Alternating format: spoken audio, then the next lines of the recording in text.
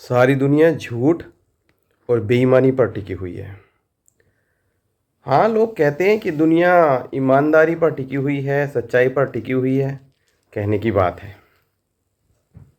सारे लोग कहते हैं सच बोलो, लेकिन बोलना मत। क्योंकि सच बोलो तो देखो, पूरी ईमानदारी और सच पर अगर दुनिया चल जाए और आप भी चलकर देख लो तो चार ही दोस्त बचेंगे दुनिया में आपके, उससे ज़्यादा नहीं बचेंगे। अच्छा, एक बार बताओ, अगर आप किसी के बारे में जो सचमुच सोचते हो और वैसा ही बोल दो तो? सबसे बड़ी बात है, एक मालिक एक अपने जो उसके अंतर्गत काम करने वाले लोग हैं उनके बारे में सच बोल दे तो, और वो नौकर, वो जो ईमानदारी से काम करने वाले जो भी लोग हैं सो कॉल्ड, वो मालिक के बारे में सच बोल दें तो? हर बार सच बोलें जो उन्हें लगता है मन में। आपके मन में मेरे प्रति जो सच भावना आती है आप साफ बोल दें तो, या आपके मन में, आपके लिए मेरे मन में जो भावना आती है वो बोल दें तो। और सबसे बड़ी बात तो सारी छोड़ो, अगर कोई पति पत्नी के बारे में जो सच बोलता, हर समय जो बोलना हो बोल दे तो रोज़ लड़ाई होगी नहीं होगी? और पत्नी के मन में पति के लिए जो भावना आ रही है वो ऐसी बोल दे तो कितनी लड़ाई हो जाएंगी, मारकाट हो जाएगी।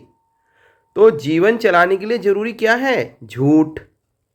रहने के लिए क्या है? संसार चलाने के लिए सबसे ज़्यादा ज़रूरी क्या है? बेईमानी। अरे जो जितना देखो, उसके लिए दिमाग चाहिए झूठ बोलने के लिए। अगर आप झूठ बोलोगे आपको याद रखना पड़ेगा पिछली बार आपने क्या बोला था, फिर क्या बोला था। इंटेलिजेंट आदमी झूठ बोल सकता है और इंटेलिजेंट आदमी ही बेईमानी कर सकता है। हाँ, स्टाइल होगा कि झूठ को इस तरह से बोला जाए कि उसके ऊपर वर्क चढ़ा हो सच का, पर्थ सच लगे। और बेईमानी भी इस तरह से की जाए जैसे लोहे की छड़ पर सोने की परत चढ़ा दी जाती, ईमानदारी और सच्चाई लगे।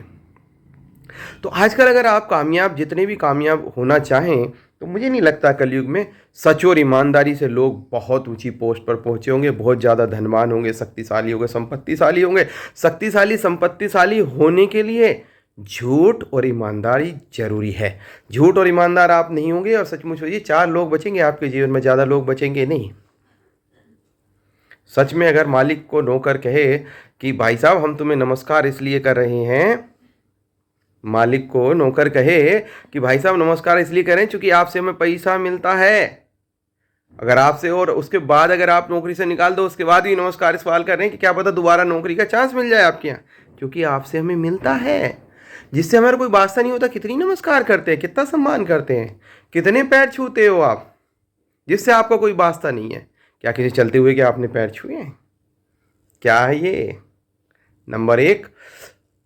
दूसरी बात, मालिक ही अगर कह दे कि तुमको मैं जो कहता हूँ ना, मेरा बच्चा मेरा बच्चा, इस चुपचाप काम करते रहो, प्यार में बंधे रहो, इसलिए कहता हूँ, वरना तो मुझे तो काम निकालना है। अगर मैं सच मायनों में बोलूँ, अरे गधे हो तुम में अकल होती तो तुम भी आगे बढ़ जाते, अगर ऐसे बोल दे तो क्या वो नौकर काम कर पाएगा? क्या है? अगर एक पत्नी कह दे कि तुम्हें मैं स्वामी स्वामी या श्रीमान जी या भाई जो भी मैं तुम्हें कह रही हूँ कहूँ, तुम गधे हो गधे, और पति कहते ऐसे, अगर सच बोलने लगे तो मैं नहीं समझता कोई रिश्ता टिक पाएगा, और ईमानदारी से चलने लगे तो मैं नहीं समझता कोई बिजनेस और व्यापार चल पाएगा। तो सच मायनों में आप बेईमानी और झूठ पर संसार चल रहा है। लोग कहते हैं सच पे चल रहा है, मुझे नहीं लगता। लेकिन एक चीज़ सच पे चल रही है, वो है शकून।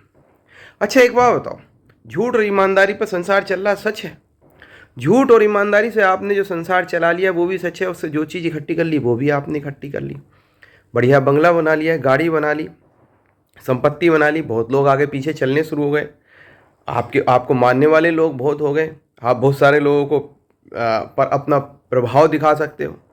अच्छा, आप किसी को डांटते हो तो वो सुनता है, ये सर ऐसे खड़ा हुआ, क्यों सुनता है? अब भगवान हो नहीं, आप उसे सैलरी दे रहे हो, उसे नौकरी से निकाल दोगे इसलिए सुनता है, या उसका कोई काम होगा आपसे इसलिए सुनता है। आजकल बेटा बाप की भी नहीं सुन रहा, कलयुग है।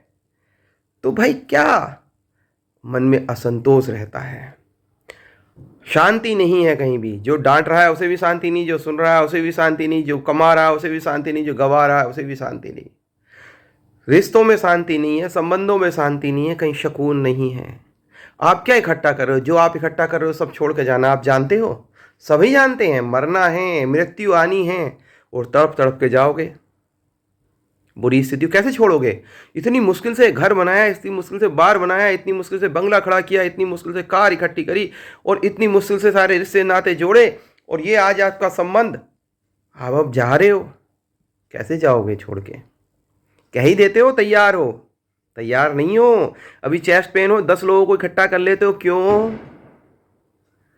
अभी आपकी रिपोर्ट खराब आ जाए तो आपकी स्थिति गड़बड़ा जाती है, क्यों? आप तो कहते हो आप तो तैयार हो, आप तो कहते हो आपको कोई दिक्कत नहीं, आप तो सब बैलेंस बना के चलते हो, आपको कोई फर्क नहीं पड़ता मृत्यु आ जाए। आप जानते हो कि मृत्यु आ जाएगी तो आप छोड़ जाओगे? नहीं जानते। आप जानते हो, मानते नहीं हो। आपको लगता है कि आप अभी बहुत जियोगे, फिर झूठ।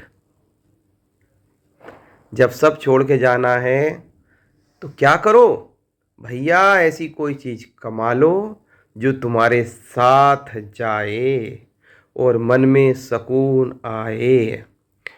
जीते जी मरना सीख लो, क्योंकि मौत तो आनी है, और मर मर के जीने से अच्छा जी जी के मरना सीख लो, जीते जी मरना। इस लोक से उस लोक की यात्रा मरने के बाद करोगे, मरने से पहले सीख लो, मरने से पहले कर लो। मरने के बाद क्या होगा उसे पहले अनुभव कर लो, और वो चीज इकट्ठी कर लो जो इस लोक में भी काम आए और उस लोक में भी काम आए। नमो नारायण।